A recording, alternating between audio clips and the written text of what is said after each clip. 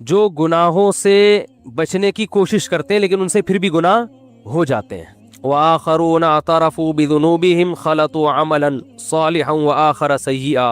अल्लाह ने ऐसे मुसलमानों का भी जिक्र किया कुरान कि कुछ ऐसे हैं जो अपने गुनाहों का इतराफ़ करते हैं, उन्होंने अच्छाइयों को नेकियों के साथ मिलाया हुआ है, लेकिन उनको फिक्र है कि ये छोड़ने हैं, क्योंकि उनका असल हदफ क्या है? आखिरत। सवाल पैदा होता है जब उनका असल हदफ आखिरत है, मंजिल उनकी आखिरत है, तो फिर उनसे गुनाह होता क्यों है? गुनाह बाज़ दफ़ा इसलिए भी हो जाता है कि आप अपनी आदत से मजबूर हो चुके होते हैं, हथियार डाल देता है इंसान। देखो, एक बीमार आदमी चाहता है ना कि मेरी सेहत अच्छी हो, सेहत पर तो हर एक का ईमान है ना, लेकिन आदत पड़ गई है चरस पीने की, उसको पता है कि नुकसान है। हीरोइन पीने की आदत पड़ गई, वो देख रहा है कि मेरे साथ मेरे दोस्त जितने बैठते थे हीरोइन पी पी के सारे इस दुनिया से बोलो चले गए, तो अब अगला नंबर उसको पता होता है मेरा है, लेकिन फिर भी पी रहा है। क्यों पीता है? इसलिए कि जब नशा चढ़ता है तो उसके लिए अपने आप को बर्दाश्त करना, रोकना बहुत मुश्किल, इतना कॉन्फिडेंस नहीं होता उसमें, इतनी कुव्वत बर्दाश्त नहीं होती। तो इस तरह के जो गुनाहगार हैं ये सिर्फ चरसी और हीरोइनशियों में नहीं मिलेंगे आपको, ये उन लोगों में भी मिलेंगे जो मादी नशा नहीं करते, क्योंकि नशा सिर्फ चरस और हीरोइन का नहीं होता, बहुत सारी चीजों की आदत पड़ जाती है। ये जो जहेज की लानत है ना, नशा ही तो है। कल्चर को नशा हो गया इसका।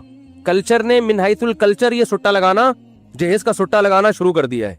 लिहाजा अब कहीं शादी में जहेज ना हो तो पूरे खानदान को ऐसा लग रहा होता है जैसे किसी चरसी को चरस नहीं मिली, हीरोइनची को हीरोइन नहीं मिली, तो पूरे खानदान को ऐसा अजीब सा फील हो रहा होता है कि यार ये क्या हो रहा है, किस किस्म की शादी हो रही है।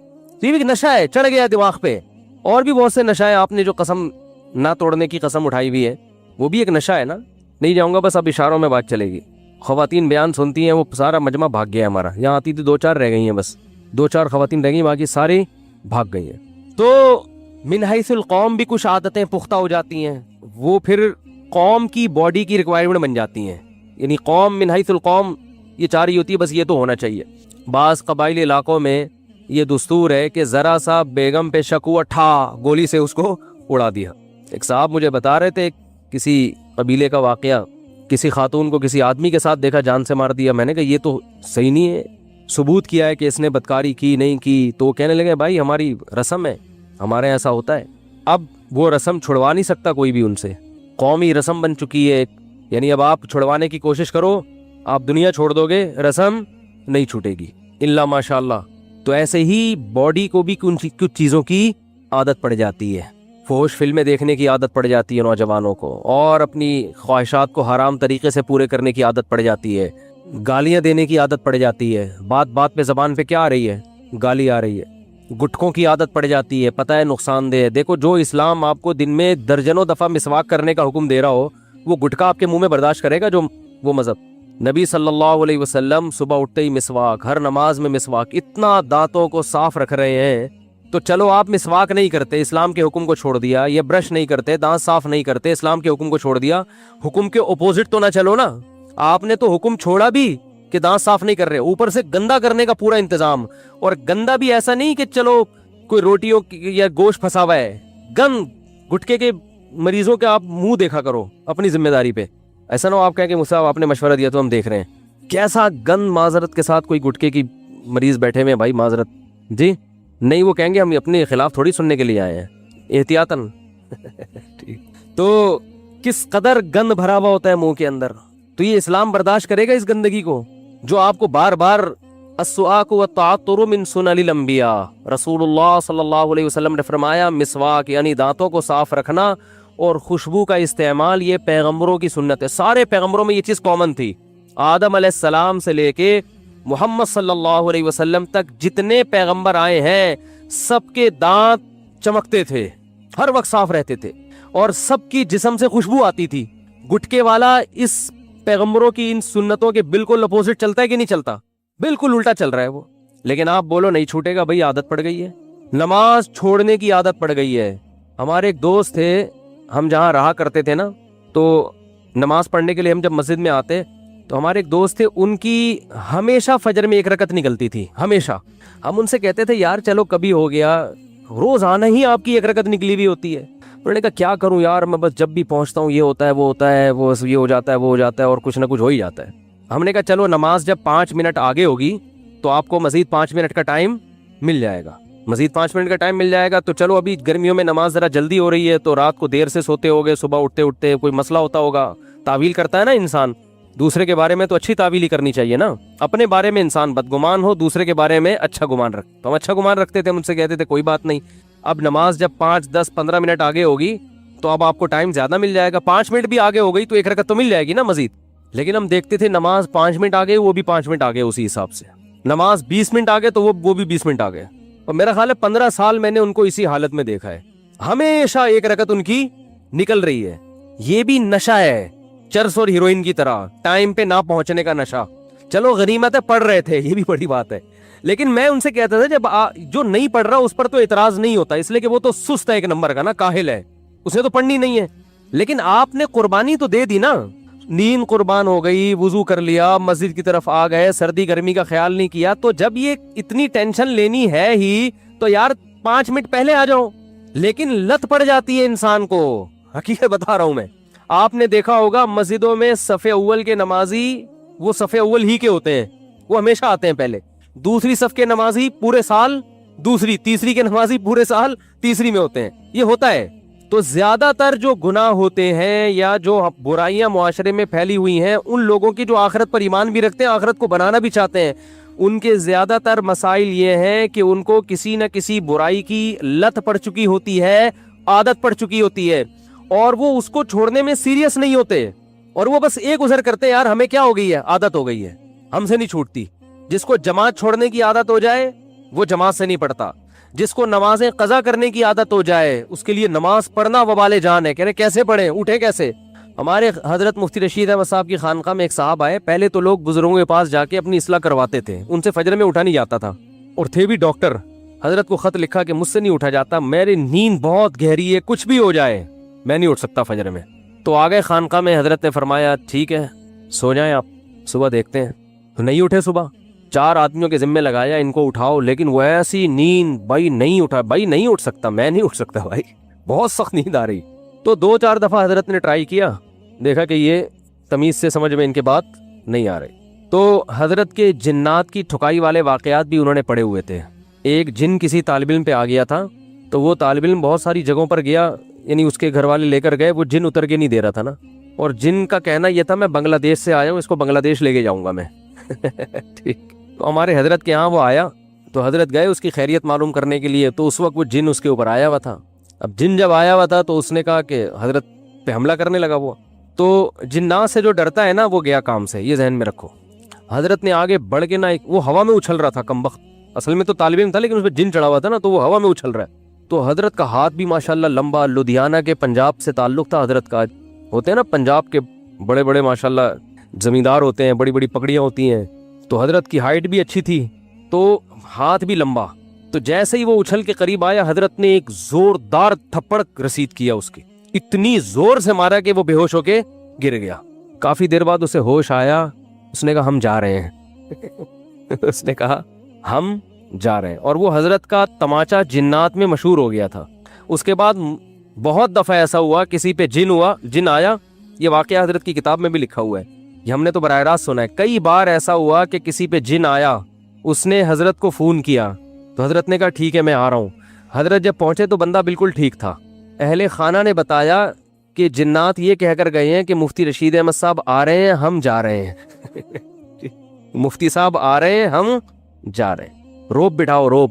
واقعہ آئی گیا تو اپنا بھی ایک سنا دو. کسی پہ جن آیا ہوا تھا ہمارے کسی ریلیٹیو پہ. میں تو یہ عاملوں کو مانتا نہیں ہوں, اور نہ ان کے پاس کسی کو لے کے جانے کا مشورہ دیتا ہوں. تو جن پہ آیا ہوا تھا ان کے تعویذ گنڈے تو نکلوا کے ہم نے سارے پھینکوا دیے. ہم نے کہا کچھ بھی نہیں ہے وہ, لیکن وہ سچی مچی کا جن تھا. ٹھیک. تو مجھے دھمکی دے رہا تھا کہ میں تجھے چھوڑوں گا نہیں. اچھا یہ بات بھی ہے تقریباً 2009 یا 10 کی. اس وقت میں بہت ہی باریک تھا. جن لوگوں نے میرا 10 سال پرانا ماضی دیکھا ہے نا, ان کو پتا ہے میں تو 2013 کے بعد تھوڑا سا جسم پہ گوشت آیا ہے, ورنہ تو کہیں گرتے تھے تو ڈائریکٹ ہڈی شروع ہو جاتی تھی, ڈائریکٹ ہڈی پہ چوٹ آتی تھی. بہت پتلا نہیں, باریک. تو اتنا باریک تھا میں, اور جس پہ جن آیا وہ ماشاءاللہ اچھے خاصے صحت مند تھے. تو اب ایسا نہ ہو مجھے جنات اتارنے کے لیے کال کرنا شروع کر دیں, ہمارے یہاں بھی آیا ہوا ہے آپ آ جائیں. تو میں یہ کام نہیں کرتا. یہ جو میں آپ کو بتا اس لیے رہا ہوں کہ آپ یہی خود ہی کر لو. ٹھیک ہے. وہ شاعر ہے سلمان گیلانی, بڑا اچھا شعر ہے, شعر تو یاد نہیں آ رہا, اس کا مفہوم یاد ہے کہ ایک آدمی نے فون کیا کہ تیری بیوی پہ جن چڑھ گیا, کسی کو کہا نا فون کر کے کہ تیری بیوی پہ جن چڑھ گیا, گھر آ. وہ کہہ رہا ہے پنگا جن نے خود ہی لیا ہے, خود ہی بھگتے گا, ہم نے تھوڑی کہا تھا. تو میں گیا وہاں پہ, تو مجھے وہ دھمکیاں دے رہا تھا, آواز بدلی ہوئی تھی اور دھمکیاں دے رہا تھا, میں یہ کر دوں گا, میں یہ کر دوں گا. اب میں بہت ہی باریک تھا, میں نے یہ اپنی آستینیں ایسے کر کے چڑھائیں. حالانکہ ویسے اگر آستینیں اس دنوں میں چڑھاتا نا تو کسی کو خوف نہیں آتا. وہ کہتا ہے یار ابھی تک تو معاملہ چھپا ہوا تھا, ہم سمجھے شاید کوئی مسل وسل بنے ہوئے ہوں گے. تو میں نے ایسے آستینیں چڑھائیں. میں نے کہا تیری ایسی کی تیسی. 2-4 دفعہ ایسے دھمکیاں دی ہیں بس. پھر آیت الکرسی پڑھ کے جب پھونک لگاتا تھا تو ایسے لگ رہا تھا جیسے کوئی بہت زور زور سے مار رہا ہے, جن کو ایسے لگتا تھا. تو بھاگ گیا الحمدللہ. تو ان میں یہ کوئی میرا کمال نہیں ہے, یہ کانفیڈنس کا کمال ہے. تو جن کو زیادہ لفٹ بولو نہیں کرایا کریں. اور ان میں اکثر کیسز فیک بھی ہوتے ہیں. ہمارے یہاں ناظم آباد میں ایک نوجوان پہ جن چڑھ گیا تھا, اس نے ادھم مچائی ہوئی تھی. اس کے رشتہ دار اس کو لے کر آ گئے ہمارے استاذ کے پاس کہ اس پہ جن چڑھ گیا, کچھ کرو. انہوں نے اس کو تنہائی میں لے کر گئے. اچھا وہ جن عربی بول رہا ہے. اب یہ حیران ہو رہے ہیں کہ یہ تو رکشا چلانے والا آدمی ہے, لڑکا ہے, عربی کہاں سے آ گئی؟ تو سعودی عرب سے جن آیا ہے. یہ جن آیا کہاں سے؟ عربی جن ہے. تو انہوں نے دروازہ بند کر کے اس کی لگائی ہے طبیعت سے کٹ. بولا مجھے پتا ہے تیرے پہ جن ون نہیں ہے, تو سچ سچ بتا دے معاملہ کیا ہے.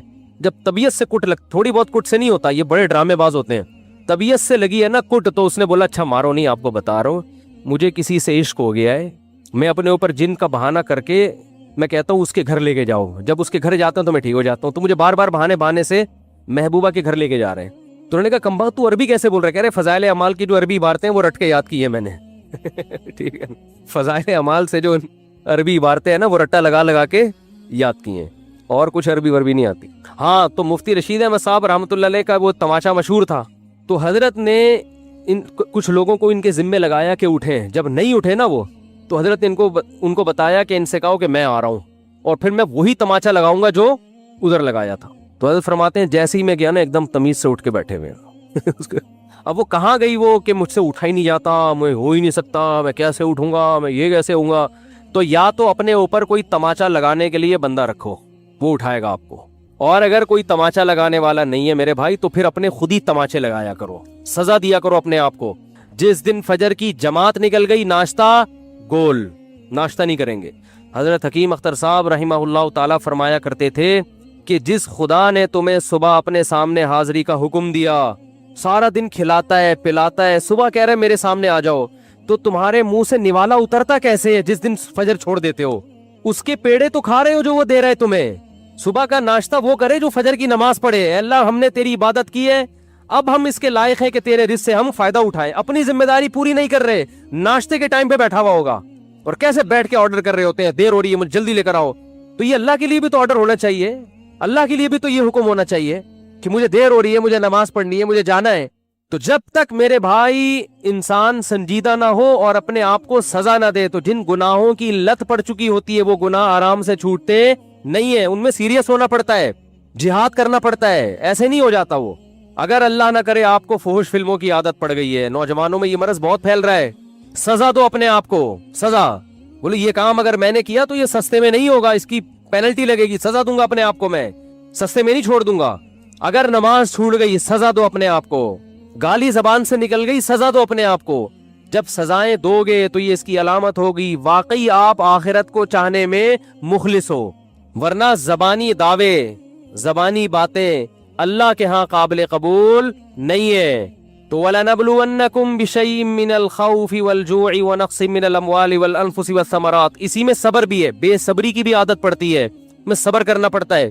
ہمارے حضرت کے ایک مرید تھے, ان کو غصہ بہت آتا تھا, پھر غصہ جاری کرتے رہتے تھے, وہ صبر نہیں تھا ان میں. حضرت کو خط لکھا کہ میں اپنی اصلاح چاہتا ہوں, میں غصے میں پاگل ہو جاتا ہوں. حضرت نے فرمایا جس دن غصہ جاری کرو نا, ان کی تنخواہ کے حساب سے حضرت نے فرمایا کہ اتنے پیسے صدقہ کرو. غصہ آیا, جاری کر دیا, بعد میں ندامت ہوئی کہ یار نہیں ہونا, زیادہ ہو گئی, تو کیا کرنا ہے؟ فرمایا 500 روپے صدقہ کر دو. یہ تھپڑ ہے جو اپنے اوپر لگایا جا رہا ہے. تو شروع میں تو ایسا ہوا کہ بار بار جب صدقہ کرنا شروع کیا تو پھر عادت پڑنا, پھر غصے پہ کنٹرول کرنے کی عادت شروع. ایک صاحب نے حضرت کو خط لکھا, مجھے اپنی بیوی پہ بہت غصہ آتا ہے بلا وجہ, اور اس کو میں حد سے زیادہ پھر ڈانٹتا ہوں. حضرت نے فرمایا کہ جب حد سے زیادہ آپ غصہ کریں نا, تو آپ کی سزا یہ کہ بعد میں بیوی سے معافی مانگیں. اب جس آدمی کو بیوی پہ غصہ بہت زیادہ آ رہا ہو، وہ تو تکبر کی وجہ سے آتا ہے نا، یہ ماتحت ہے تو روب جھاڑ رہا ہے، اس کے لیے معافی مانگنا آسان کام بولو نہیں ہے، کیونکہ معافی مانگ کے آپ تو اپنے آپ کو گویا نیچے کر دیتے ہو، رسوا کر دیتے ہو، معافی مانگنا آسان تھوڑی ہے۔ تو اس نے مجھے بتایا کہ یار یہ کام میرے اوپر اتنا شاق گزرتا ہے کہ اگر میں نے بیوی پہ غصہ کیا تو بعد میں مجھ کو معافی مانگنی پڑے گی، یہ اتنی ٹینشن والا کام تھا میرے لیے کہ میں نے کہا غصہ نہ کرو یہ آسان ہے، غصہ کر کے بعد میں معافی مانگنا یہ بہت مشکل کام ہے۔ تو کچھ تو کرے، کچھ آگے قدم بڑھانا پڑے گا میرے بھائی۔ میں نے کہا تھا نا وہ ڈائری وائری لے کے بیٹھے، تو ہو سکتا ہے اب ڈائری مل گئی ہو آپ کو گھر میں، ایک ہفتہ تو میں نے کہا تھا تلاش کرنے میں لگے گا کہ اپنی خامیاں لکھیں اس ڈائری میں بیٹھ کے۔ بھائی بولا تھا نا، ارے کیا ہو گیا، بھول بھلائیے اتوار کے بیان میں بولا تھا کہ ڈائری لے کے بیٹھے، اس میں ہمارے جو استاذ ہیں نا جن سے میں نے پڑھا ہے 92 میں ان کا میں نے پہلا بیان سنا تھا، وہ بیان یہی تھا کہ اگر آپ آخرت چاہتے ہو نا تو ایک ڈائری لے کے اس پہ اپنی خامیاں لکھ دو، سب سے پہلے آپ کو پتہ تو چلے میرے اندر یہ برائی ہیں۔ ہاں اوئے ہوئے ہوئے، تجویز آئی ہے کہ اپنی خامیاں خود نہ لکھیں، بیگم سے کہیں کہ میری خامیاں تم لکھو اور تمہاری خامیاں میں لکھوں گا۔ اصل میں وہ تو ٹھیک ہے، دوسرا آپ کی خامیاں زیادہ اچھا بتا سکتا ہے، لیکن اس میں پرابلم یہ ہوگی کہ جنگ چھڑ جائے گی، حقیقت ہے۔ وہ جب کہے گی یہ خامی ہو گیا ہے ہی نہیں ہے یہ تو تمہارا، پھر یہ کہے گا تمہارے اندر یہ خامی، تو سب سے بڑی خامی یہی ہے کہ اپنی خامی ماننا ہی نہیں ہے، تو پہلے اس کی تو اصلاح ہو نا، پھر اس کے بعد اگلا اسٹیپ ہے۔ تو ڈائری میں بیٹھ کے اپنی خامیاں لکھیں۔ میں غصے کو بلا وجہ جاری کرتا ہوں، بات بات پہ خام میں میرا میٹر شارٹ ہوتا رہتا ہے، یہ گٹکا کھاتا ہوں، یہ سگریٹ پیتا ہوں، نماز میں پابندی نہیں ہو رہی، تکبیر اولیٰ کی پابندی نہیں ہو رہی، یہ مسئلہ ہے یہ مسئلہ ہے، بچوں کی تربیت کی کوئی فکر نہیں ہے، گھر میں ٹائم نہیں دے رہا، سارا دن کٹر کے ڈھکن پہ باہر بیٹھا رہتا ہوں گلی میں، ٹھیک ہے نا۔ ایک ایک چیز بیٹھ کے لکھیں، لکھ کے نا دماغ انسان کا اس قابل نہیں ہوتا کہ سارا چیز کھوپڑی میں رکھے، وہ اپنے اس کو پیپر پہ لے کر آئے، ٹھیک ہے نا۔ پھر پیپر سنبھال کے رکھیں، ایسا نہ ہو کہ وہ پرچہ ہی گم جائے تو آپ کی ساری خامیاں مارکیٹ سے شارٹ ہو گئیں، تو کسی ڈائری میں لکھیں، پھر اس کو پھر بیٹھیں کہ یار یہ چھوڑنی کیسے ہے، اس کے لیے کیا ترتیب ہے۔ چلو عادت پڑ گئی ہے، مشکل ہو رہا ہے، لیکن ہر چیز کا کوئی حل تو ہوتا ہے نا۔ ما انزل اللہ من داء الا انزل له شفاء، بخاری کی حدیث ہے، نبی نے فرمایا کوئی بیماری اللہ نے ایسی پیدا نہیں کی جس کا علاج نہ کیا ہو، اس میں جسمانی بیماریاں بھی ہیں، روحانی بیماریاں بھی ہیں، ہر بری خصلت کا علاج اللہ نے اس دنیا میں رکھا ہے، ہر برائی چھوٹ سکتی ہے۔ او بھائی صحابہ کرام شراب کے صدیوں سے عادی تھے، چھوٹ گئی نا ان سے، صدیوں سے عادی تھے، اعلان ہوا نہیں پینی، ختم، وہ بہا دیا انہوں نے، نالیوں میں شرابیں بہا دی ہیں، کتنی ٹینشن ہوئی ہوگی کچھ دن ان کو، بت پرستی ان کے خون میں شامل ہو چکی تھی، چھوڑ دی نا ایسی توحید۔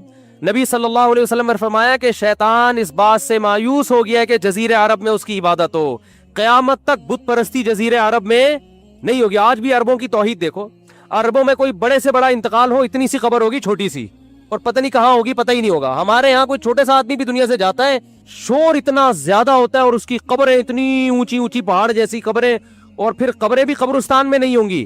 یہ بھی ایک بہت بڑی بدعت ہے بھائی، جہاں سب مسلمان دفن ہوتے ہیں وہاں بزرگ کو کیوں دفن نہیں کر رہے؟ ہر بزرگ کے لیے ایک الگ چار دیواری ہوگی اور الگ پروٹوکول دے کے دفن کیا جائے گا، یہ کہاں سے بدعت آئی ہے؟ یہ اجمیوں کی بدعتیں ہیں، عربوں میں یہ چیزیں نہیں ہے۔ شاہ فہد کی قبر پتہ ہے کس کو کہاں ہے؟ بولو نا بھائی، سعودی عرب کا بادشاہ شاہ فیصل کی قبر کا پتہ ہے؟ کہہ رہے بھائی دنیا سے چلے گئے تو عام مسلمانوں کی قبرستان میں، بڑے بڑے علماء، شیخ بن باز کا کوئی مزار دیکھا کسی نے؟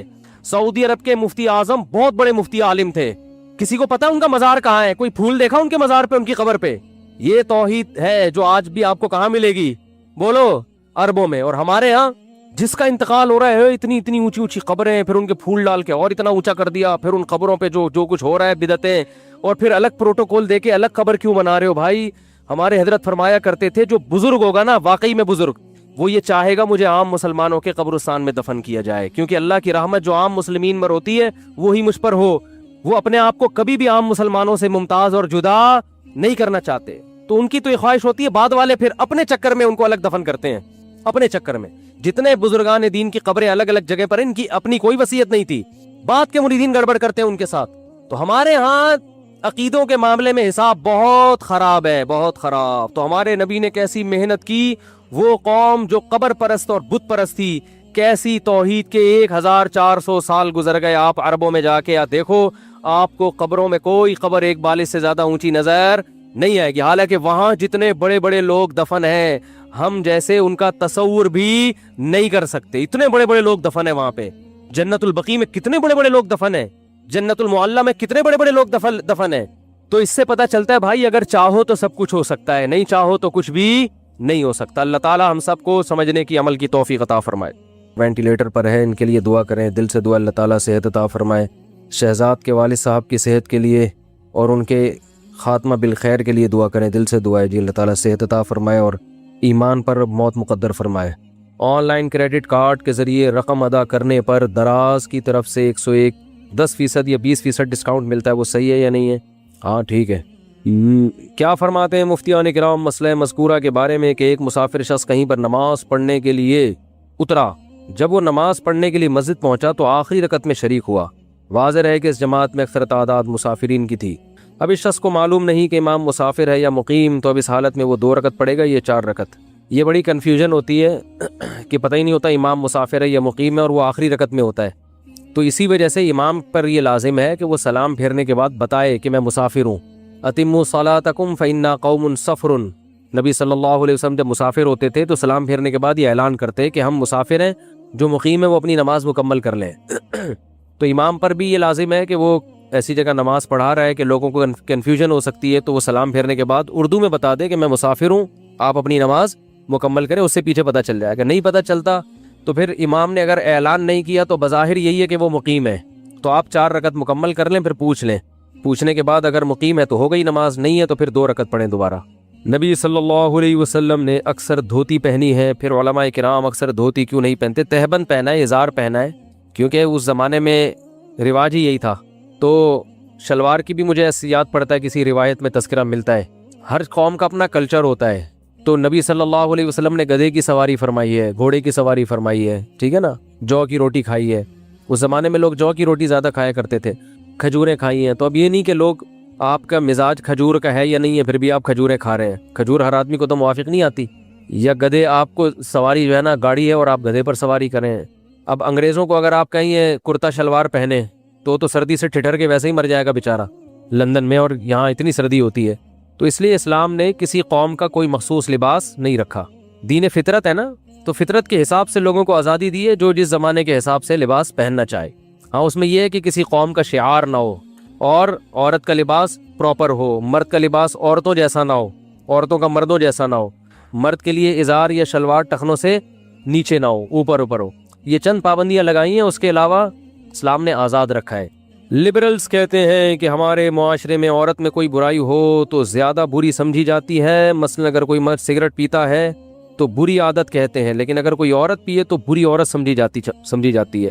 دیکھو لبرلز لوگوں کو تو خواتین کے حقوق کے نام پہ چورن بیچنے کا بہت شوق ہے، ان کے ہاں جتنے خواتین کے حقوق پامال ہوتے ہیں نا، اتنے مذہبی لوگوں کے ہاں نہیں ہوتے، یہ تو دماغ میں رکھو آپ۔ سب سے پہلی بات یہ ہے کہ ان کی شادیاں اتنی لیٹ ہوتی ہیں، تو اب یہ جب 40 سال میں شادی کرے گا تو یہ اس سے عورت کا حق پامال ہو رہا ہے نہیں ہو رہا؟ جس عورت سے شادی ہونی تھی وہ بغیر وہ شوہر لیس زندگی گزارتی ہے 40 سال تک، وہ بوائے فرینڈ کے ساتھ گزارا کرتی ہے، تو مذہبی لوگ جلدی نکاح کرتے ہیں، جب نکاح کرتے ہیں تو اس لڑکی کو جلدی گھر بسا دیتے ہیں، اس بوائے فرینڈ کی نحوست سے نکال کے اس کو شوہر والی نعمت عطا کرتے ہیں، اس کے اولاد ہوتی ہے، خاندان بستا ہے۔ تو آج جتنے بھی نعرے لگ رہے ہیں نا عورت کے حقوق کے نام پہ، یہ لیبل بہت اچھے ہیں، ان کے پیچھے عورت کا استحصال ہو رہا ہے۔ تو یہ جو انہوں نے سوال کیا ہے، کہاں چلا گیا سوال ہی غائب ہو گیا، ابے تم سوال لے کے بیٹھ گئے یار۔ ہاں کہ خواتین سگریٹ پیتی ہیں تو زیادہ برا سمجھا جاتا ہے، مرد پیتا ہے۔ دیکھو پہلی بات تو یہ جو لبرلز لوگوں کا ایک پروپیگنڈا ہے، یا مذہب مخالف لوگوں کا جو ایک پروپیگنڈا ہے کہ مرد اور عورت دونوں کو ایک نظر سے دیکھتے ہیں، یہ نظر ہی غلط ہے۔ دونوں میں جب اللہ نے فرق رکھا ہے تو اس فرق کو ختم کر دینا یہ پاگل پنا ہے، حماقت ہے۔ دونوں کی جو اللہ تعالیٰ نے جو سوچ بنائی ہے، باڈی بنائی ہے، دونوں کا جو مزاج بنایا ہے، اس میں زمین آسمان کا فرق ہے، تو لہذا دونوں کے احکام بھی ایک دوسرے سے جدا ہیں، الگ ہیں۔ ایک صاحب مجھے کہنے لگے جب شوہر مر جاتا ہے تو بیوی عدت گزارتی ہے اسلام میں، بیوی مر جائے تو شوہر پہ عدت کیوں نہیں ہے؟ تو یہ تو اسلام نے بڑا فرق کر دیا، اس کے لیے حکام الگ، اس کے لیے الگ۔ میں نے کہا یار یہ میٹرنیٹی ہوم خواتین کے لیے ہوتے ہیں، مردوں کے لیے کیوں نہیں ہوتے؟ یہ گورنمنٹ نے بڑا فرق کیا ہوا ہے نا کہ مردوں کے لیے ہسپتال الگ ٹائپ کے، خواتین کے لیے۔ بولو بھائی، وہ میٹرنیٹی ہوم عورتوں کے لیے بن رہے ہیں۔ وہ ایک سیاسی لیڈر تقریر کر رہے تھے نا کہ آپ مجھے ووٹ دیں، میں اسکول بناؤں گا لڑکوں کے الگ لڑکیوں کا الگ۔ اب جوش میں سیاسی لوگ تو اکثر آپ کو پتا ہے کہ پھینک رہے ہوتے ہیں، ان کو پتا تو ہوتا نہیں ہے کہ آگے کرنا بھی ہے کہ نہیں کرنا کچھ۔ تو انہوں نے کہا ابھی تو ووٹ لینے ہیں، پھینکتے رہو، میں یہ کروں گا، گرلز کے کالج الگ بناؤں گا، بوائز کا الگ۔ تو کسی نے کہا کہ سر ہمارے ہاں میٹرنیٹی ہوم نہیں ہے۔ انہوں نے کہا آپ ووٹ تو دیں مجھے، 2 بناؤں گا، لڑکیوں کے لیے الگ، مردوں کے لیے الگ۔ تو جو اس کے قائل ہے نا برابری کے، ان سے کہو کہ یہ کیا مسئلہ ہے کہ عورت بچے کو فیڈ کیوں کراتی ہے، آدمی کیوں نہیں کراتا، عورت بچہ کیوں جنتی ہے، آدمی کیوں نہیں جنتا؟ تو اس لیے عورت پہ عدت ہے، مرد پہ عدت نہیں ہے. نسب خراب ہونے کا خطرہ عورت سے ہوتا ہے، مرد سے تھوڑی ہوتا ہے. تو اس لیے اللہ نے دونوں کے حکام میں کیا رکھا ہے؟ فرق رکھا ہے. اب کچھ اخلاقی برائیاں ایسی ہیں جو مردوں میں ہو تو زیادہ بری سمجھی جاتی ہیں، عورت میں ہو تو کم بری سمجھی جاتی ہیں، اور کچھ اخلاقی برائیاں ایسی ہیں جو عورت میں ہو تو زیادہ بری سمجھی جاتی ہیں، مرد میں ہو تو کم بری سمجھی جاتی ہے. چیخنا چلانا یہ مردوں پہ بھی برا ہے، عورتوں پہ بھی، لیکن عورت پہ یہ زیادہ برا لگتا ہے کیونکہ اس کی طبیعت میں اللہ نے مرد سے زیادہ حیا رکھی ہے. وہ بے حیائی کا کام کرے گی نا تو اپنی نیچر سے زیادہ بغاوت کر رہی ہے. وہ مرد اگر بے حیائی کرتا ہے تو وہ اپنی نیچر سے زیادہ بغاوت نہیں کر رہا، اس کی طبیعت میں اتنی حیا نہیں ہے. عورت تو نام ہی حیا کا ہے. بزدلی اخلاقی برائی ہے نا، بزدل ہونا. مرد اگر بزدل ہو تو بھی برا، عورت بزدل ہو بولو تو بھی بری ہے، لیکن مرد پہ بزدلی زیادہ بری لگتی ہے. اب اگر کوئی مرد بزدل ہے، چھپکلی سے ڈرتا ہے، عورت بھی چھپکلی سے ڈرتی ہے، ہم کہیں گے یار یہ چھپکلی کیا بگاڑے گی آپ کا، کیوں ڈر رہے ہو؟ لیکن مرد اگر ڈرے گا تو یہ زیادہ برا سمجھا جائے، یار تم آدمی ہو کے چھپکلی سے ڈرتے ہو، تمہیں شرم نہیں آتی. اور عورت اگر ڈر رہی ہے تو تھوڑا بہت سمجھا دے گا، بھائی بیگم میں تم سے ڈرتا ہوں، تمہیں اللہ نے ایسی صلاحیتیں دی ہیں اور تم چھپکلی سے ڈر رہی ہو. کسی نے کہا دنیا گول ہے، ٹھیک ہے نا. تو بڑا اچھا کسی نے ایک میسج بھیجا تھا کہ پتہ نہیں پوری کہانی لکھ کے بھیجی کہ فلاں اس سے ڈرتا ہے، وہ اس سے ڈرتا ہے، وہ اس سے ڈرتا ہے، پھر آپ سب اپنے باس سے ڈرتے ہیں، پھر باس اپنی بیوی سے ڈرتا ہے، اور بیوی چوہے سے ڈرتی ہے، اور چوہا آپ سے ڈرتا ہے. تو اس سے پتہ چلتا ہے دنیا کیا ہے، گول ہے. ٹھیک ہے، سب ایک دوسرے سے ڈر رہے ہیں. تو بزدلی یہ بری چیز ہے، یہ مرد پہ زیادہ بری، عورت پہ کم درجے کی بری ہے. یہ کم درجے کی بری، اس کو اتنا تانا نہیں دیا جائے گا. چیخنا چلانا بری عادت ہے، مرد کے پہ زیادہ برا، لیکن عورت پہ اور زیادہ برا لگتا ہے. تو اسی طرح یاد رکھو یہ جو بے حیائی کے کام ہے نا، بے حیائی والے کام، بدکاری ہے، زنا ہے، یہ دونوں کے لیے برا ہے. اس لیے سزا اللہ نے سیم رکھی ہے. مرد اگر زنا کرتا ہے تو بھی 100 کوڑے لگتے ہیں، عورت زنا کرتی ہے تو بھی 100 کوڑے. مرد شادی شدہ زنا کرے گا تو رجم ہے، عورت کو بھی رجم ہے. لیکن جہاں زنا کی سزا کی بات آئی ہے نا تو اللہ نے عورت کا ذکر پہلے کیا کہ اس کو سزا دو، مرد کا دوسرے نمبر پہ کیا ہے. قرآن میں ہمیشہ مرد اور عورت کا جہاں بھی تذکرہ آئے گا مرد پہلے ہوگا، عورت کا تذکرہ اللہ اس کے بعد کرتے ہیں. لیکن چند مقامات پہ اللہ نے عورت کا تذکرہ پہلے کیا، مرد کا بعد میں. جیسے زنا کی جہاں بات آئی ہے، الزانیۃ والزانی، زنا کرنے والی عورت اور مرد دونوں کو کوڑے مارو، تو پہلے ذکر اس لیے کیا ہے کہ عورت کے لیے زنا کرنا زیادہ برا ہے، کیونکہ عورت میں حیا بھی ہوتی ہے جو اس کو برائی زنا سے روکتی ہے. نمبر 2 اس میں یہ شہوت زیادہ نہیں ہوتی، یہ مرد میں زیادہ ہوتی ہے. اس لیے اگر وہ زنا کرے گی نا تو وہ اپنی نیچر کی بغاوت اس نے بہت زیادہ کی ہے. اس نے اپنی حیا کا بھی خیال نہیں کیا، حیا بھی اس کو روک رہی تھی، اور اس میں وہ ڈیزائرز بھی نہیں ہوتی اتنی شدت کے ساتھ جتنی مرد میں ہوتی ہیں. تو اس درجے کی ڈیزائرز بھی نہیں تھی جو مرد میں ہوتی ہیں، اور حیا بھی تھی. اس کے باوجود اس نے زنا کیا تو اللہ نے کیا فرمایا، اس کو پہلے کوڑے لگاؤ. اب لوگ اس پہ بھی اعتراض کرتے ہیں کہ یہ مفتی صاحب گراؤنڈ ریئلٹی کے خلاف بات کر رہے ہیں. ہم گراؤنڈ ریئلٹی کے مطابق بات کر رہے ہیں. آپ دیکھو کوئی عورت کسی کو زنا کی دعوت دے اور مرد بھاگ جائے، یہ مرد کا بڑا کمال سمجھا جاتا ہے کہ یار بڑا نیک آدمی، عورت نے دعوت دی اور کوئی رکاوٹ نہیں تھی مگر اس نے اپنے آپ کو بچایا. لیکن مرد اگر عورت کو دعوت دے اور وہ بھاگ جائے تو یہ عورت کا کوئی بڑا کمال نہیں سمجھا جاتا. زیادہ تر عورتیں اپنے آپ کو اس برائی سے بچاتی ہیں، ان میں وہ ڈیزائرز نہیں ہوتی جو مردوں میں رکھی ہیں. یوسف علیہ السلام کو کنڈی لگا کے دروازہ بند کر کے عزیز مصر کی بیوی نے برائی کی دعوت دی، حضرت یوسف بچ گئے. اللہ نے کیسا تذکرہ کیا یوسف علیہ السلام کا، کیسا. نبی صلی اللہ علیہ وسلم نے فرمایا 7 آدمیوں کو اللہ قیامت میں اپنے عرش میں جگہ دے گا، ان میں ایک وہ شخص بھی ہے، نوجوان بھی، جسے خوبصورت عورت زنا کی دعوت دے اور وہ بچ جائے. تو یہ فضیلت عورت کے لیے کیوں نہیں ہے؟ اس لیے کہ اس میں یہ ڈیزائرز نہیں ہوتی. تو دونوں کو ایک ہی لاٹھی سے جو بھی پاگل ہانکے گا وہ اپنا علاج کرائے. تو اسی طرح یہ جو نشے والی چیزیں ہیں ان کا بھی تعلق کس سے ہے؟ مرد لونڈے لپاڑوں میں بیٹھتے ہیں، باہر نشئی لوگوں میں بیٹھتے ہیں، خواتین عموماً گھر میں رہتی ہیں. ان کو بگڑنے کا موقع اتنا نہیں ملتا جتنا موقع کن کو ملتا ہے؟ آدمیوں کو. تو اس لیے اگر آدمی سگریٹ پی رہا ہے یہ بھی برا ہے، عورت کا سگریٹ پینا اور زیادہ برا ہے. کہ آپ میں تو حیا ہے، آپ کو تو جو ہے نا حیا بھی تو ان چیزوں سے روکتی ہے نا. بھائی سگریٹ آوارہ گر قسم کے لوگوں کا کام ہے نا، لوڈے لپاڑے جو گھوم رہے ہوتے ہیں باہر، اس ٹائپ کے لوگ. تو عورت کی حیا اس کو ان چیزوں سے، سٹا لگانے سے، چرس پینے سے روکتی ہے. تبھی عورتوں میں ان برائیوں کا ریشو مردوں سے کم ہوتا ہے. یہ اس لیے تھوڑی ہوتا ہے کہ انہوں نے علماء کے بیانات سنے ہوئے ہیں، بیان تو مرد زیادہ سن رہے ہوتے ہیں پھر بھی زیادہ پی رہے ہیں. یہ نیچر روک رہی ہوتی ہے. یہ نیچر ان کو ان برائیوں سے روک رہی ہوتی ہے. ہمارے ایک دوست امریکہ گئے, انہوں نے مجھے بتایا کہ وہاں ایک خاتون نے, ایک گوری آئی, ان کے پاس سوال پوچھا کہ آپ کا جو اسلام ہے وہ مرد کو جو 4 کی اجازت دیتا ہے, عورت کو اجازت نہیں دیتا, تو عورت کی بھی تو ریکوائرمنٹ ہو سکتی ہے نا کہ وہ ایک سے زیادہ مردوں کے پاس جانا چاہتی ہے, اس کی بھی تو ریکوائرمنٹ ہو سکتی ہے. تو انہوں نے بڑا اچھا جواب دیا. انہوں نے کہا اسلام نے جن 4 عورتوں کو ایک مرد پر قناعت کا حکم دیا ہے نا, ان سے عورتیں مراد ہیں جو عورتوں کی فطرت پر ہوں, جو کیا ہو, جو واقعی عورت ہوں. آپ جس کلچر کی بات کر رہی ہو نا, اس خاتون سے کہا یہاں بہت سی عورتیں رہی نہیں ہیں, وہ آدمی بن گئی ہیں. تو عورت جب اپنی فطرت پہ ہوگی تو وہ کبھی اس کا تقاضا نہیں کرے گی کہ اس کو بھی 4 مردوں سے نکاح کی اجازت دی جائے. تو وہ کبھی بھی تقاضا نہیں کرے گی اس کا, اس کی نیچر اس کو قبول نہیں کرے گی. ہاں اگر عورت کو اس کی فطرت سے ہی ہٹا لیا جائے, وہ بے حیا بن جائے, پھر تو وہ ظاہر ہے اس کے پھر احکام وہ تھوڑی ہوتے ہیں, پھر تو وہ اس کی نیچر ہی چینج ہو گئی ہے نا. کسی کو چرس کی عادت پڑ گئی ہو, ہیروئن کی عادت پڑ گئی ہو, تو اب اس سے ہیروئن اور چرس کو تھوڑی حلال قرار دیا جائے گا کہ اس کا چونکہ چرس کے بغیر گزارا نہیں ہوتا لہذا اس پہ چرس پینا واجب ہے. او بھائی گزارا نہیں ہوتا, یہ تیری ہیڈیک ہے, تو نے اپنے آپ کو برباد کیا, اب تو چھوڑے گا, چرس حلال نہیں ہو جائے گی. تو ایسے ہی یاد رکھو, بہت سی یہ آج کل چونکہ مرد ادھورے لباس پہنتے ہیں, لوگ کہتے ہیں واہ وہ اس سے تو کوئی نہیں پوچھتا, عورت ادھورا لباس پہنے تو پورا میڈیا حرکت میں آ جاتا ہے اور لوگ ملامت کرتے ہیں. تو بھائی مرد کے لیے پردے کے حکام الگ ہیں, عورت کے لیے پردے کے حکام الگ ہیں. مرد کے لباس کم پہننے سے بے حیائی نہیں پھیلتی اتنی جتنی عورت کے بے لباسی سے پھیلتی ہے.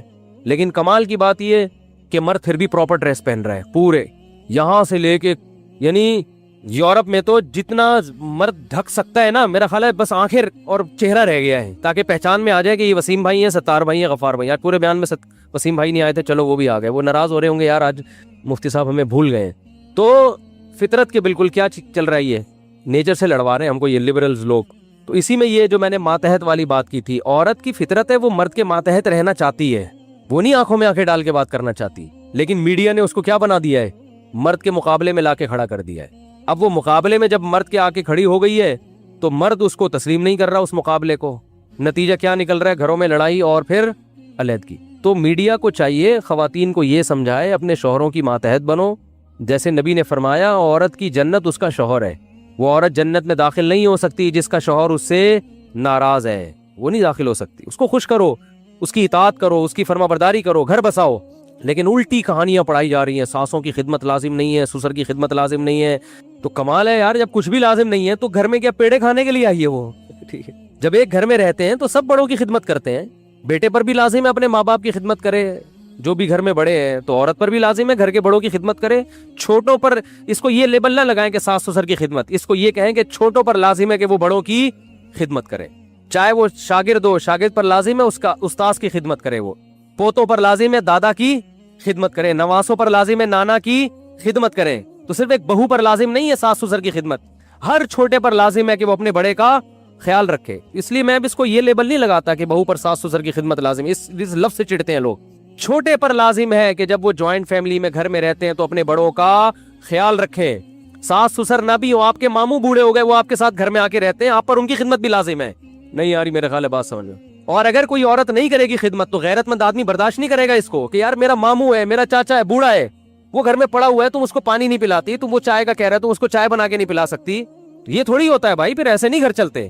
بالکل آزاد, ہر آدمی کیا کہہ رہا ہے میں کیا ہوں, آزاد. اچھا بعض خواتین کو بھی شکایت ہوتی ہے کہ نبی بھی گھر میں کام میں ہاتھ بٹاتے تھے, تو ہاتھ بٹانا سنت عمل ہے, بتانا چاہیے. ہم بھی کوشش کرتے ہیں ٹوٹی پھوٹی طریقے سے ہاتھ بٹانے کی, آپ بھی بٹایا کریں, لیکن کتنا. اب جو لبرل لوگ ہیں نا وہ کہہ رہے ہیں کہ گھر کے کام عورت کی ذمہ داری نہیں ہے. وہ بالکل گوروں والا کلچر لا رہے ہیں کہ برابر برابر کام کریں گے گھر کے, آدھا آدمی کرے گا, آدھا کون کرے گا, بولو مرد. تو اس پہ بھی آواز اب اٹھ رہی ہے. تو میں کہتا ہوں پھر گھر کے باہر کے کام بھی آدھے آدھے ہونے چاہیے. کیا خیال ہے؟ کمانا بھی تو گھر کے باہر کا کام ہے نا. دیکھو کھاتے تو دونوں بیٹھ کر ہیں, کماتا کون ہے؟ شریف لوگوں میں ابھی تک یہ کلچر چل رہا ہے کہ آدمی کماتا ہے. تو پھر آدھا کمانا بھی کس کی ذمہ داری ہو؟ عورت کی ذمہ داری. آدھی کس کی ذمہ داری ہو؟ مرد کی. تو پھر یہ بھی ہونا چاہیے, تو جو کہ نہیں ہونا چاہیے. اس سے تو نقصان ہوگا, عورت کا استحصال ہوگا. لیکن آپ چاہیے کرتے رہو, مگر معاشرے میں ہو یہی رہا ہے, اور معاشرہ اس طرف چل پڑا ہے کیونکہ ہمارے دیندار لوگوں نے بھی اب کمپرومائز کر لیا ہے, ہتھیار ڈال دیے. اب گھریلو عورت چاہیے ہی نہیں, پڑھی لکھی چاہیے. اور پڑھی لکھی کا مطلب ایجوکیشن نہیں ہے, جاب کرے, وہ جاب تو जॉब की वजह से अब घर का सिस्टम तबाह बर्बाद हो रहा है. वो भी कमाए, आप भी कमाओ. शाम को मैं कहता हूँ घर की ज़रूरत नहीं है, होटल ले लो किराए पर, उसी में मुलाकात कर लिया करो. घर तो भाई घर में को तो घरवाली होती है. देखो औरत का नाम ही घरवाली है. औरत का नाम क्या है? अरबी में अहले बैत. घर, अहले बैत का बैत घर को कहते हैं, अहल का माना वाला, अहले बैत घर वाले. तो जो औरत का लक़ब ही घर वाली है, उसी को घर से बाहर निकाल दिया, तो फिर घर में कौन रहेगा? तो ये जी पागलों वाली हरकतें यार खोपड़ी में आती नहीं है. पता नहीं ये साइंस के नाम पे सारे काम हो रहे हैं, ठीक है ना, एजुकेशन के नाम पे ये धांधलियां हो रही हैं. फितरत, एक बात याद रखो, कितनी साइंस तरक्की कर ले, नेचर कभी तब्दील नहीं होगी. आप कहो कि 10,000 साल पहले चूंकि लोग दांतों से रोटी चबा के खाया करते थे, अब तो दुनिया एडवांस हो गई है, अब मैं बर्गर खाऊंगा और चबे चबाए बर्गर ग्राइंड करके खाऊंगा, क्योंकि अब साइंस बहुत आगे निकल गई, अब चबाने की टेंशन नहीं लूंगा. तो ये पागलपना होगा कि नहीं होगा? ओ भाई, साइंस जितनी भी तरक्की करे, आपकी 6 फुट की 5 फुट की जो बॉडी है वो चेंज थोड़ी हुई है. तो ना मर्द तब्दील हुआ, ना औरत तब्दील हुई, ना बच्चे पैदा होने का प्रोसेस चेंज हुआ, ना आपस के जो रिलेशन है उसमें कोई वो चेंजिंग हुई है, उसके उसूल भी वही है. तो कितनी भी तरक्की कर जाए साइंस, जो 10,000 साल पहले कामयाबी के उसूल थे, आज भी वही और कल भी वही उसूल रहेंगे. इसमें इसको चेंज करने की कोशिश तरक्की के नाम पे मत करो. समझ नहीं आ रही तो फिर जैसे चल रहे हो चलते रहो, अपना खुद ही बेड़ा गर्क करोगे. बहुत शौक है यार, ये ऐसी बहू चाहिए, डॉक्टर चाहिए, इंजीनियर चाहिए. भाई तूने क्लिनिक खुलवानी है, क्या करना है अल्लाह के बंदे? ठीक है, एजुकेशन की एक वैल्यू होती है, लेकिन आपको क्यों चाहिए? क्या मसला क्या है तुम्हारे साथ? टीका लगवाना है तुमने, पैराडोल खानी है? बड़े बड़े डॉक्टर पड़े हुए यार, पर्पस ही पता नहीं होता कमबख्त को किसी को कि मैंने करना क्या है. उसकी वजह से पागल हुए घूम रहे हैं. और फिर एक औरत से जब आप सब चीजें चाहोगे तो फिर कुछ भी नहीं मिलेगा. एक काम उसके जिम्मे लगाओ, भाई तुम्हारा ये घर है, बस ये इसको जन्नत बना दो, और सारी जिम्मेदारी किसकी है? मेरी है. तो फाइनेंस की जिम्मेदारी, माशी जिम्मेदारी सारी मेरी है, और घर में तमीज से बैठ के तुम बस खाओ. ठीक है ना, पिज्जा चाहिए पिज्जा ले आऊंगा, बर्गर चाहिए अंडे वाला चाहिए, जिंगर बर्गर. आजकल इतने पैसे होते हैं, जो गरीब आदमी है वो फिर उनकी बीवियों की रिक्वायरमेंट भी उसी हिसाब से होती है. लेकिन नॉर्मली लोग तो ये सब चीजें कर सकते हैं. ओ भाई, तुमने घर को क्या बनाना है?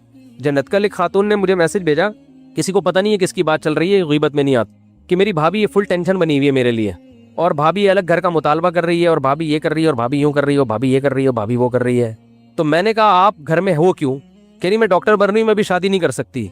तो मैंने कहा ये आपकी टेंशन है, आपकी भाभी की टेंशन नहीं है. जब भाभी घर में आएगी, नंदों के साथ उसका गुजारा नहीं होगा. आप शादी करके पतली गली से निकलो यहाँ से, इसके घर छोड़ो. भाभी और उसके आपके भाई का हेडेक है, वो अलग रहना है, साथ रहना है, सास से लड़ना है कि नहीं लड़ना, क्या पकाना है, ये आपका हेडेक नहीं है. नेचुरल लाइफ थोड़ी है. बुलूगत के बाद आपके बाप का घर आपका नहीं है, आपका घर अपने मियाँ का है. वहां जाओ और वहां से नंदों को निकालो. हकीकत है, औरत का घर तो उसके मियाँ का होता है ना. अबे अम्मा हुआ किसके साथ रहती थी? आदम अलैहिस्सलाम के साथ रहती थी ना. रुखसती आदमी की थोड़ी होती है, औरतों की होती है रुखसती. तो औरत की रुखसती होती है कि भाई ये अब तुम्हारा घर कौन सा है? तुम्हारे मियाँ का. यहाँ तुम्हारी औलाद होगी, यहाँ तुम्हारा घर बसेगा, क़यामत तक अब यही रहोगी. जनाजा यहाँ से उठेगा तुम्हारा. पहले तो इसका भी ख्याल करते थे कि औरत का इंतकाल बाप के घर में हो जाए ना, तो पुराने लोग इसका ख्याल कर जनाजा शौहर के घर लेके जाते थे, वहां से उठे. इसको फजीलत समझते थे कि भाई वफादार औरत है, जनाजा कहाँ से उठ रहा है? अपने मियाँ के घर से. इतना ख्याल करते थे. अब तो कल्चर ने बेड़ा ही गर्क कर दिया. जहां से मर्जी जनाजा उठे, कोई मसला नहीं है. अदालत में खुला का केस चल रहा था, जनाजा उठ रहा है, तो ये हो रहा है. तो मैंने उस खातून को मशवरा दिया, मैंने कहा आप इस टेंशन में, भाभी और भाई की जो लड़ाई की टेंशन आपके जिम्मे नहीं है, क्योंकि वो टेंशन, फिर वो भाभीयों की गीबतें, भाभी ये कर रही है, भाभी ये कर रही है. छोड़ दे भाभी को अपने हाल पे, भाई के साथ. आदमी को पता होता है बेगम को किस तरह लेके चलना है, क्या उसकी बुराइयां क्या अच्छाई हैं, वो उस हिसाब से चल रहा होता है. उसे पता होता है मेरी बीवी में ये बुराइयां, लेकिन कोई बात नहीं यार, मैं इसको छोड़ नहीं सकता, ये बुराई के बावजूद मैं इसको रखूंगा, बर्दाश्त करूंगा. वो सही नहीं कर सकता, लेकिन औरतें उसको सीधा करने की कोशिश करती. मेरी भाभी में ये बुराई क्यों है, सीधी क्यों नहीं हो रही बुराई? तो पुलिस नहीं कर सकती, आप कहां से सीधा कर सकती हो? तो छोड़ दो, आप अपने घर बसाओ यार, निकलो पतली गली से. नहीं जी, मैं जब तक मेडिकल कॉलेज, मेरी एजुकेशन कंप्लीट नहीं हो जाती, मैं शादी नहीं करूंगी. ये खवातीन के वो होते हैं. तो ठीक है, जब एजुकेशन कंप्लीट हो जाएगी, अच्छी डॉक्टर तो बन जाओगी, लेकिन उसके साथ पहले आपको किसी साइकेट्रिक को दिखाना पड़ेगा. खोपड़ी सही काम करना उस वक्त तक छोड़ चुकी होगी. इतने घरेलू घर में झगड़े हो चुके होंगे ना, और जब एक दफा दिमाग की सेटिंग आउट होती है ना, फिर ऐसी खवातीन शादी होके ये सारी टेंशन पार्सल कर देती हैं ससुराल में. आई बात समझ में, क्योंकि अपना ही खोपड़ा सही नहीं होता. तो जब टेंशन के साथ रुखसती हुई है, तो वो फिर जब देखो, फ्रेश दिमाग आदमी हर जगह खुश रहता है, हर नेगेटिव को भी पॉजिटिव ले जाता है. और जो पहले से ही जला भुना बैठा हो, اور پہلے سے ہی ڈپریشن میں ہو, وہ دوسروں کو بھی ڈپریشن میں ڈالتا ہے کہ نہیں ڈالتا؟ وہ لطیفہ سناتا ہوں نا, امام صاحب بیان کر رہے تھے کہ 3 آدمی جہنم میں جائیں گے, ایک وہ جو زنا کرتا ہے, ایک وہ جو سود کھاتا ہے, تیسرا وہ, ابھی کہہ نہیں لگتے تھے ایک آدمی اٹھ جاتا تھا. امام صاحب ایک بات میری سن لیں. امام صاحب نے کہا بیٹھ جا, بات تو کمپلیٹ ہونے دے, پھر شروع کرتے. 3 آدمی جہنم میں جائیں گے, ایک وہ جو زنا کرتا ہے, دوسرا وہ جو نماز چھوڑتا ہے, تیسرا. پھر وہ کہتے ہیں امام صاحب 1 منٹ کی بات. امام صاحب کو غصہ آ گیا. امام صاحب نے کہا بیٹھ آرام سے. پھر کہنے لگے 3 آدمی جہنم میں, ایک وہ جو زنا کرتا ہے, دوسرا وہ جو نماز چھوڑتا ہے, تیسرا وہ جو کھڑے ہوئے نا, اس نے کہا تیسرا یہ جائے گا جہنم میں. ٹھیک ہے, تیسرا کہہ رہے یہ جائے گا جہنم. تو غلط کہا امام صاحب نے, لیکن جب آدمی ڈپریشن میں ہوتا ہے تو پھر اس طرح کی باتیں کرتا ہے. تو یہ پھر اپنی وہ گھر کی جوائنٹ فیملی کی ٹینشن لے کے, یہی ٹینشن کہاں جائے گی, اسی ٹینشن کے ساتھ ان کی رخصتی ہوگی, وہ بھی پتہ نہیں ہو کہ نہ ہو, کیونکہ ڈاکٹر بننے میں ٹائم لگے گا, پھر یہ ہوگا, پھر یہ ہوگا, پھر وہ عمر بھی نکل جائے گی, پھر ایک نئی ٹینشن کہ میری بھابھی کی شادی ہو گئی میرے بھائی جیسے ہیرے سے, اور میرے لیے کوئی رشتہ آ ہی نہیں رہا. پھر یہ ایک عذاب ہے. گھر میں نندوں کا وجود جو ہے نا بہت بڑی اللہ کی رحمت ہے, کیونکہ نندیں بھی بیان سنتی ہیں, تو گھر میں بہت بڑی اللہ کی رحمت ہے نندوں کا وجود. تو ابے بھائی اپنا گھر بناؤ, جا کے وہاں شوہر سے بول دو کہ میں میڈیکل کالج میں پڑھ رہی ہوں, میں اپنی ایجوکیشن جاری رکھوں گی, یہ شرط لگا لو سسرال. اور اچھا عزت دار شوہر ہوگا تو بولے گا اب یہ باقی تعلیم میرے خرچے پہ ہوگی. انسان کا بچہ ہوگا تو کیا بولے گا کہ بھائی میری بیوی ڈاکٹر بن رہی ہے تو میری عزت ہوگی معاشرے میں, بھائی ڈاکٹر صاحب کے ہسبینڈ جا رہے ہیں, ٹھیک ہے نا. ٹھیک ہے, ان کو تو کچھ نہیں آتا لیکن ان کی وائف کیا ہے, پڑھی لکھی ہیں, تو اسی بہانے عزت ہو جائے گی تھوڑی سی. تو اب بولو بھائی کہ یہ باقی خرچہ کون اٹھائے گا, میں اٹھاؤں گا, تو نکلو گھر سے یہاں سے, نہیں تو یہ ان لڑائیوں کا کوئی علاج نہیں ہے. بھابھی کو نند نہیں ٹھیک کر سکتی, یہ ذہن میں رکھو, نہ ٹھیک کرنے کی کوشش کرنی چاہیے. مفتی صاحب شرک پر بیان کریں, بیان ہوا ہے میرا شرک پر. مفتی صاحب قیامت کے دن اللہ تعالیٰ حساب کس طرح لیں گے, اس پر تفصیلی بیان کریں. او بھائی یہ تو 6 گھنٹے کے بیانات ہیں. مفتی صاحب گھر سیل کر رہے ہیں, رکاوٹیں بہت آتی ہیں, دعا کی اپیل ہے, دل سے دعا, اللہ تعالیٰ آسانی فرمائے. گھر بیچنے میں جو رکاوٹیں آتی ہیں, کوئی بندش یا جن چڑیل بھوت کا اثر نہیں ہوتا. گھر بیچنا آسان کام نہیں ہے, کوئی انڈے والا برگر تھوڑی بیچ رہے ہیں کہ 2 منٹ میں بک جائے گا. یہ بہت سے لوگوں کی فون آتے ہیں کہ بھائی گھر بیچ رہے ہیں, 1 سال سے کوشش میں لگے ہوئے, نہیں بک رہا. بھائی وہ گھر ہے, وہ اتنے آسانی سے نہیں بکے گا. ایسے ہی بک رہا ہوتا, لوگ ارب پتی بن چکے ہوتے, ادھر گھر خریدا ادھر کسی کو پہنایا, ادھر دوسرا خریدا ادھر کسی کو پہنایا, ایسے تو مزے آ جاتے لوگوں کے.